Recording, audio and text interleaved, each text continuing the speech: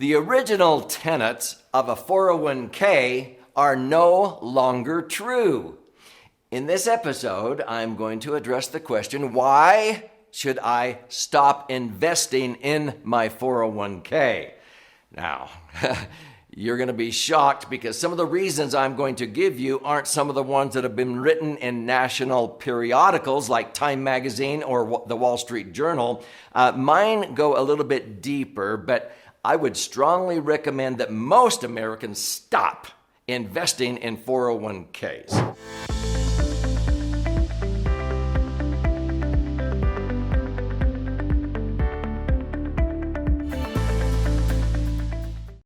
So my name's Doug Andrew, and I've been a tax minimization specialist, helping people prepare for a comfortable retirement for more than 4.5 decades.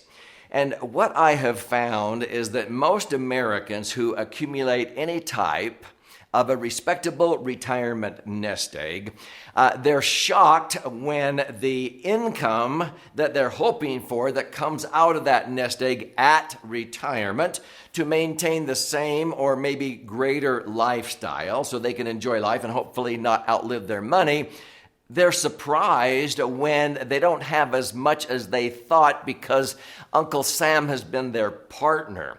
Uncle Sam has a permanent tax lien on their 401ks, their IRAs, and the like. And so when you go to retire and you start accessing money out of those accounts, it's payday.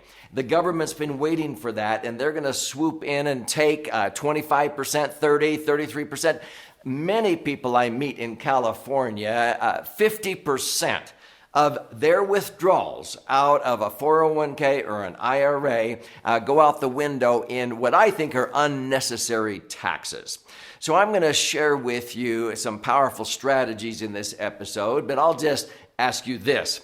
If you were a farmer and you had the choice, when you bought your seed that you're going to plant in the springtime, you didn't have to pay tax on the price of the seed, but you plant it, you irrigate, you cultivate, you work hard in the fall, you harvest your crops, and now you agree to pay tax on what you sell your harvest for.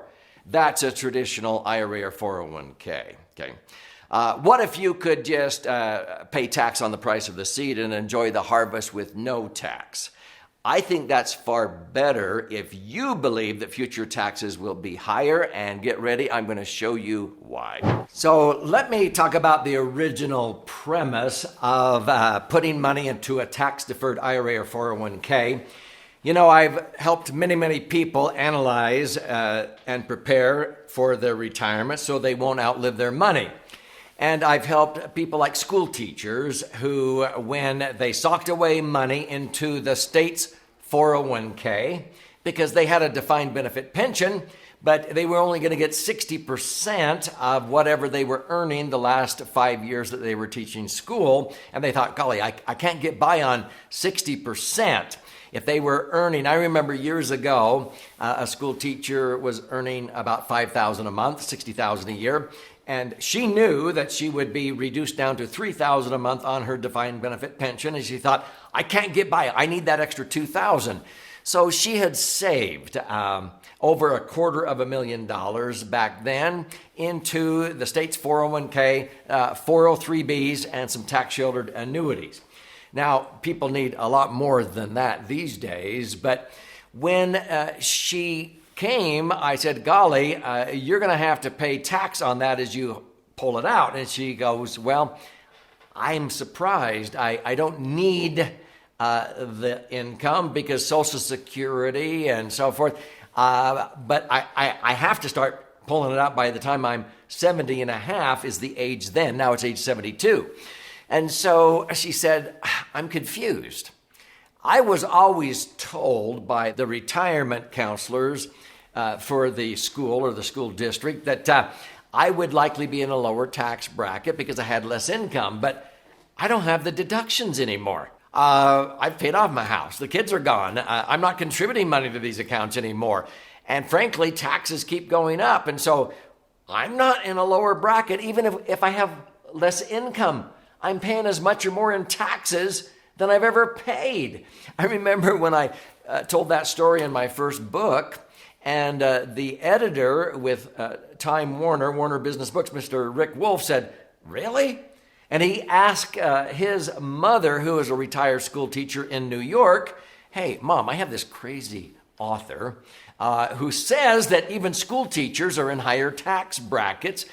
They pay as much or more in taxes during retirement than they ever paid when they were teaching school. Is that true, Mom?" And I could hear her through the phone. "Where have you been, Sonny? I'm paying as much or more in taxes than I've ever paid." "Okay, Mom, I'm sorry, thank you." Yeah, he was blown away. Do you know that most people, even school teachers, will pay back every dime they saved in tax over, let's say, 30 years on the seed money, the contributions, the first 2 or 3 years of retirement, and every 2 to 3 years thereafter? So what's the solution? I'm going to share with you sort of a bigger picture so that you won't make that mistake. So to understand why you may want to stop investing in your 401k, let's talk about the 4 phases of retirement planning and how you should diversify better at retirement. There are actually 4 different phases. The contribution phase is where you're contributing money to a 401k, IRA, or the like. It overlaps the accumulation phase where hopefully it's growing. It's earning interest, dividends, or what have you. And then you have the distribution phase when you begin to take distributions or withdrawals out of that account. And then at the end of the day, most of us leave behind something that would have sustained us had we lived longer.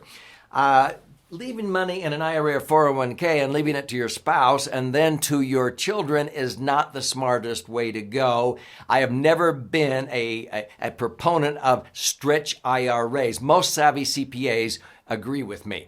So let me show you the different ways that people save. I often refer to the $1 million dash. Let's say you wanted to have $1 million net after tax for you to use in retirement. Most people are crawling around the racetrack because they're using the worst way to save, but it is unfortunately the most common way. Taxed as earned investments, where you take after-tax money, you put it into the savings account at a bank, a credit union, a regular mutual fund. You pay tax every year on your tax return. And then when you take out the distributions, you're taxed on any gains. And then when you die, it's taxed to those you leave it to. Worst way to save, but the most common way people save in America. The next method would be like walking around the racetrack. And this is where you're taking after-tax money and putting it into a tax-deferred account, a non-qualified, meaning not an IRA or 401k. This might be an annuity. So it accumulates your money tax deferred, but as soon as you start taking income or accessing money, it's now taxable and it's taxed LIFO, last in, first out. If you don't know what that means, you can search on this channel and I have videos that explain that. And then when you die, it is taxed to those who you leave it to. Now, when we look at other types of accounts, such as IRAs and 401ks, I've already shared with you that if you were a farmer, it would be far better, in my opinion, to just pay tax on the seed money and enjoy the harvest without tax. Why? Because traditional IRAs or 401ks, you're getting a tax break on the seed and you agree to pay tax on what you sell your harvest for. Is that really smart? No, because most people are not in lower tax brackets when they retire. So when you look at a normal IRA or 401k, you get to put in pre-tax dollars or tax-deductible contributions. It accumulates tax deferred, but you go to retire, now you have to pay tax the rest of your life. And this is what erodes away at least 1/3 of people's retirement nest eggs. And then when you die, you leave it behind and your spouse or your children are going to have to pay tax also. You're not saving tax. You're just procrastinating. You're delaying the inevitable. When you take after-tax dollars and you put it into like a Roth, now the Roth accumulates tax-free and allows you to access tax-free income. But I've never owned an IRA or 401k or a Roth IRA or 401k, and I never will because my favorite vehicle is called an MFTA, Max Funded Tax Advantage, Section 101A Alternative. In short, I call it the Laser Fund, which I want to gift you a free copy of a book by that title at the end of this episode. But I can accumulate my money tax-free. I can then access my money tax-free the rest of my life. And when I die, anything left in there blossoms, often doubles, triples, and transfers totally income tax-free to my heirs. It knocks the socks off of any IRA, 401k, or Roth. And people say, well, golly, how much does that cost? Well, nothing's free, but it doesn't cost me anything. This, with 3 green circles, knocks the socks off of 2 green circles or 1 green circle or no green circles. Is that making sense? Now, when you read my gift to you at the end of this episode, you're going to see how I like 4 green circles. So let me sort of wrap this together in this way. Many times when people come to me at retirement, they may have up to 4 buckets that they're going to draw money from during retirement. Too many people are way too top heavy in what I call the investment bucket and yet to be taxed IRAs, 401ks in the market. I would say no more than 30% of your money should be in there at retirement. You need to roll the money out of here. I would say at least 5 years before you retire and get rid of the market risk and get the taxes over and done with, which I'm going to show you how to do that. And put it over here into the tax-free bucket where I think about 40 to 60% of your money should be totally tax-free. This is the real estate bucket. Some people have real estate, and I would say you probably ought to have no more than 30% of your retirement coming from that bucket. And a lot of people don't want to continue to manage real estate properties in retirement. They're tired of that. So many times we take money from here and transfer it down to the tax-free bucket. The guaranteed bucket might be Social Security or a pension if you're a school teacher, what have you. I would recommend anywhere from 0 to maybe up to 80% of your income may come from that one. But this is my favorite bucket, and I'm going to show you how you can own one of these and convert maybe 40, 50, 60% of your retirement income to the green bucket totally tax-free. It will not show up on your tax return. The IRS knows you're receiving the money, but they know it's totally tax-free. It's a sacred tax-free cash cow that has been grandfathered in the Internal Revenue Code for over 100 years. Free yourself from the IRA 401k tax trap. How? Perform a strategic rollout, not a rollover. So how do you do this? This is actually up to a 3-part strategy that I came up with years ago. Part 1 is to strategically schedule your withdrawals out of your IRAs and 401ks over, let's say, a 5-year period, maybe longer, based upon your tax bracket, any special circumstances during a given tax year. But generally speaking, my goal for most people is to get the taxes over and done with sooner than later over a 5-year period. And we're trying to basically make sure that after 5 years, you don't have to pay tax anymore because of where you reposition the after-tax money. So a strategic rollout, first of all, you're getting the taxes taken care of sooner than later over a 5-year period, strategically based upon the tax brackets, the levels, your income, a lot of factors. Part number 2 in the strategy is to take the net after-tax monies from the rollout each year and reposition that into something that's going to be tax-free from now on.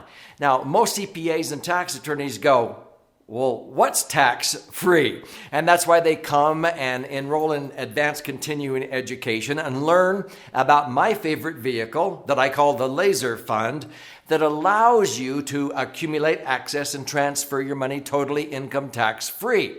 It actually will blossom at the end of the day, thus reimbursing you sometimes many-fold for any taxes that you did incur during the rollout process. So you, your spouse, your kids are not out anything at the end of the day. You actually come out ahead. So you're taking the net after-tax money in phase 2, and you're repositioning that in accordance with IRS guidelines under what is called the TAMRA tax citation where you cannot fund a laser fund any faster than 5 years, or technically speaking, 4 years and 1 day. If you put in a lump sum at the first day of the first year, then the first day of the 5th year, which is actually 4 years and 1 day later, you have complied with the tax citation TAMRA, Technical and Miscellaneous Revenue Act of 1988, so that from that point forward, any money you access sooner or later out of the laser fund is totally income tax free. And when you ultimately pass away, it will blossom and transfer income tax free. Now, the third part of the strategy, sometimes we can't apply, but in any situation that I can, I will employ this, and it's to offset some or maybe all of the tax incurred during the 5-year or longer rollout process by creating or resurrecting new tax deductions that maybe you were killing, okay? This may be in the form of real estate that maybe you were owning. It was rental income properties or whatever, and you thought the best way to handle that is to hurry and pay it off, and you're killing your tax deductions.